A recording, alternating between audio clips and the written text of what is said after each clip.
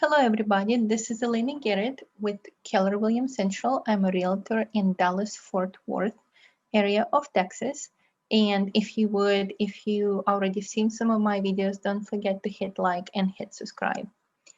Today, I'm going to be talking about something that generates a lot of confusion. Many people, when they are on Facebook or on the internet, they often see an ad that says something like, can't qualify for a house loan, can't qualify for a mortgage, try seller financing or try rent to own. And because the context of those ads not being able to qualify for a traditional bank loan is the same for both types of ads, a lot of people get confused and think that seller financing is similar to rent to own and vice versa.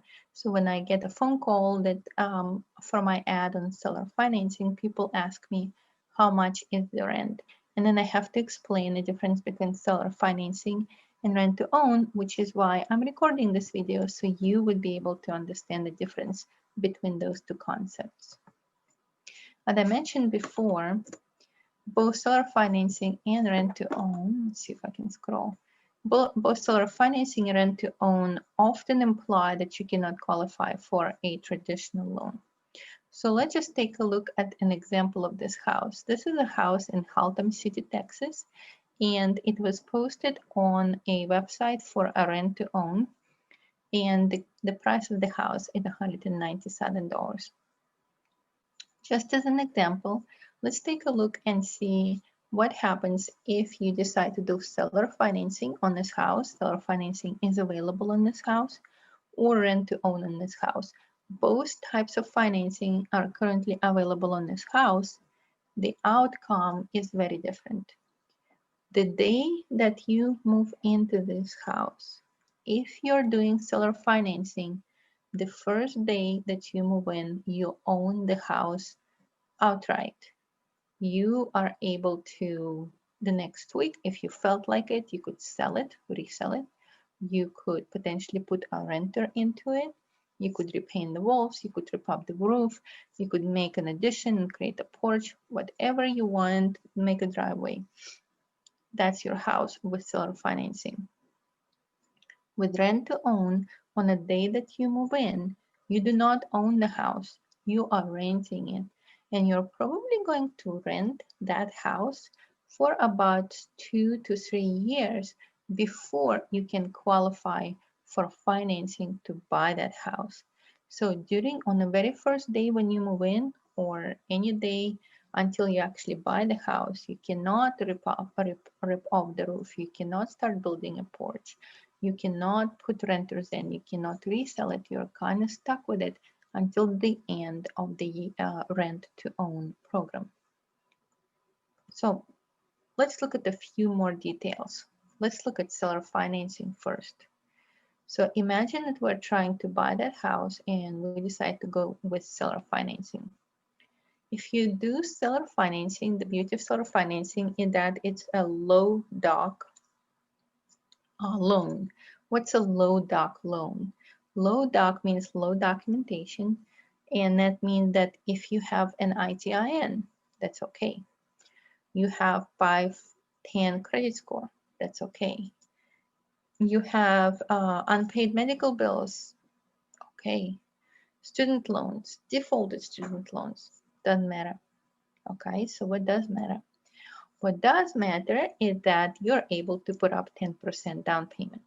So for the seller financing, bad credit, student loans, unpaid medical bills, as long as you have 10% down payment, you're very close to getting that loan.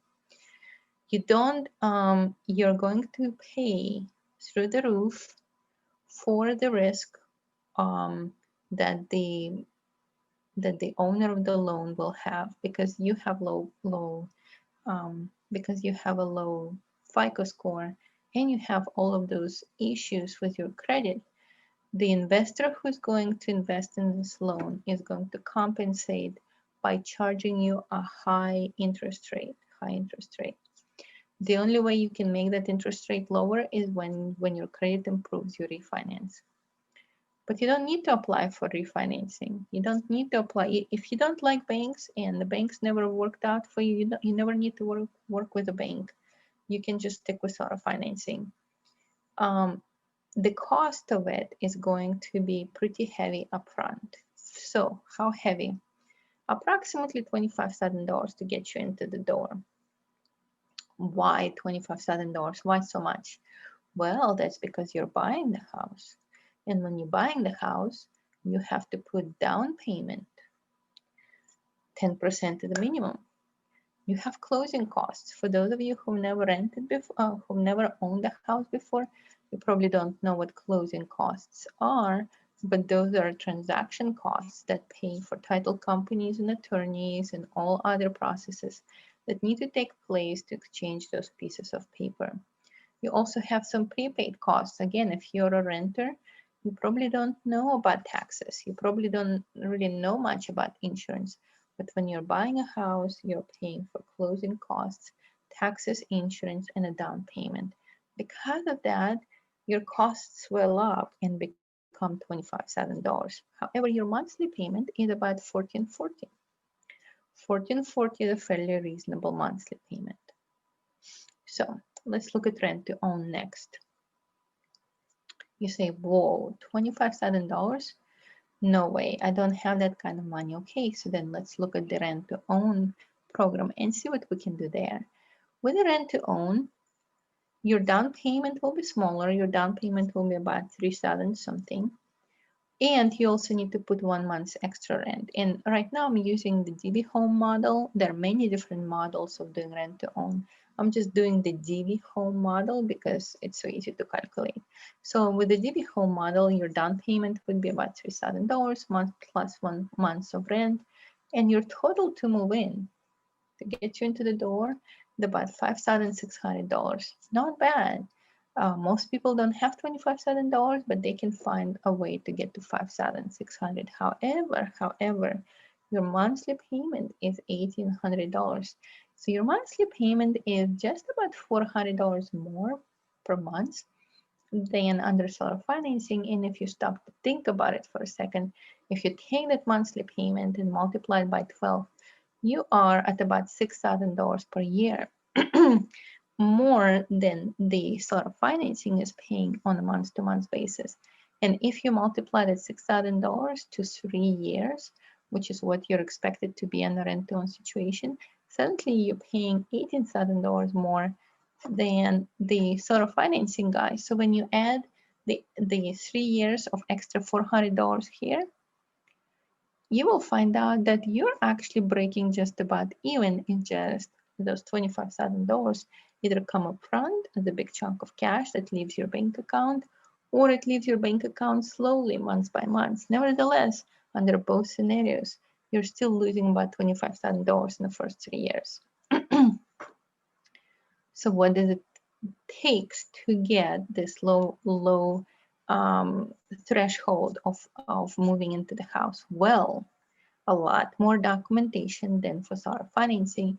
For one, you do need to have a social security number. Now, I'm talking about DV home model. Just because DV home requires social security doesn't mean other investors or other programs will require it, but it is very common to require social security number for a rent to own. You need to have a very well documented income for 12 months.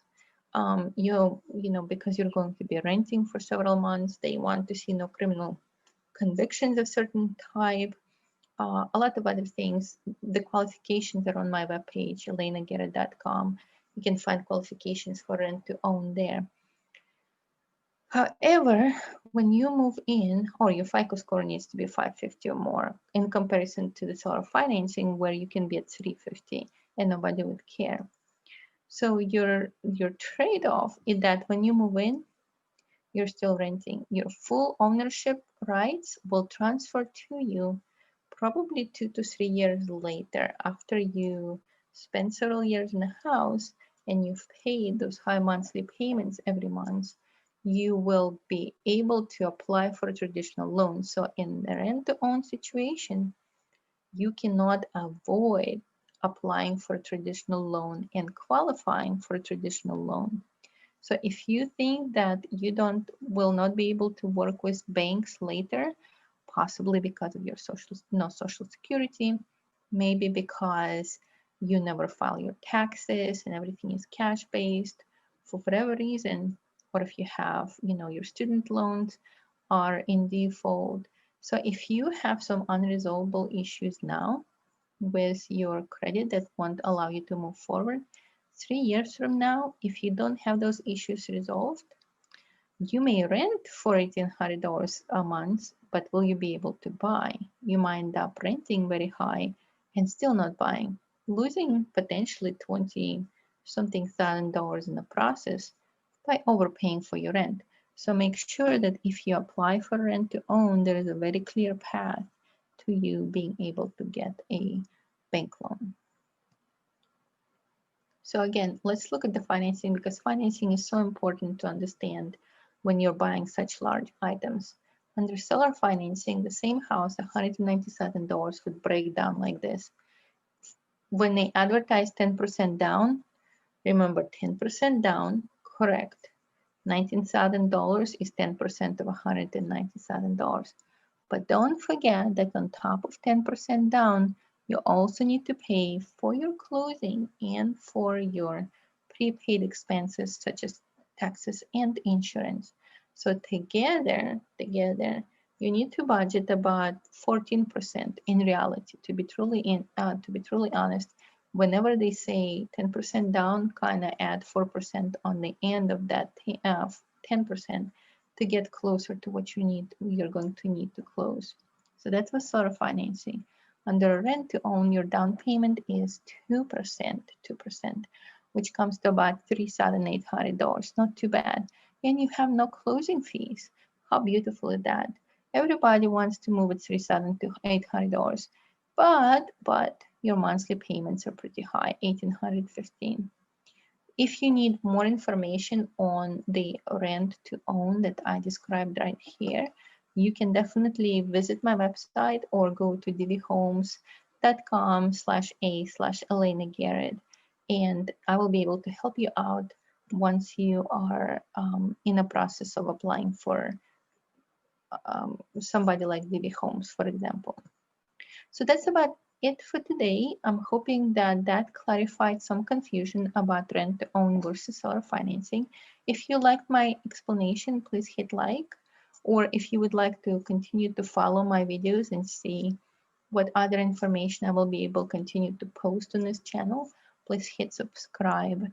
If you're interested in the DV Homes, the program that I mentioned here, you can visit my website, or you can go to dvhomes/a/Elena Garrett. Also, not only DV Homes offers rent to own, there are several other programs that if you don't qualify for DV Homes, I might be able to put you into a different sort of financing program. With that said, it has been a pleasure. I'm really looking forward to taking you out of that rental house that you're currently in and opening the front door and say, welcome to your home, sweet home. Dream about owning your own house. Don't give up on it. Contact me and I will do my best to get you started. My name is Elena Garrett and I'm a realtor in Dallas, Texas. Thank you so much, guys.